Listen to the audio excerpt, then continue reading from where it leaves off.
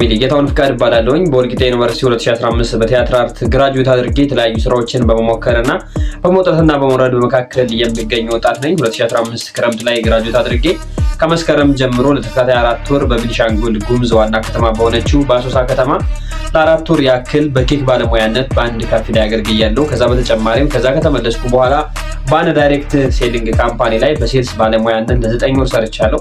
በተጨማሪም በአንድ የግል ትምህርት ቤት ለ1 ዓመት ያክል ላይ በማስተማርና እንዲሁም ደግሞ በተለያዩ ገንዘቦችን አሰባስቤ አነስተኛ ምግብ ቤት ወይም ደግሞ ቁርስ ቤት በመክፈት ሰርቻለሁ።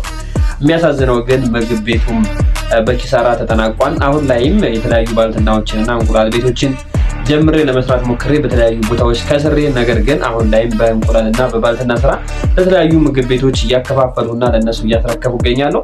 በተጨማሪም አሁን ላይ ወደ እናንተ ወደ ሶሻል ሚዲያ ብቅ ብያለሁ። ሶሻል ሚዲያ ላይ በደንብ መስራት የሚችል ኢፈርት አለኝ፣ አቅም አለኝ። ይህን አቅም ለመጠቀም ደግሞ የእናንተ እገዛ ያስፈልገኛል። እንደምታዩት በካሜራው በደካማ ስልክ ነው የምቀርጸው፣ ማይክ የለኝም ወዘተ ብዙ ነገሮች አሉ። እነዚህን ነገር ለማስተካከል የእናንተ እገዛ ያስፈልገኛል።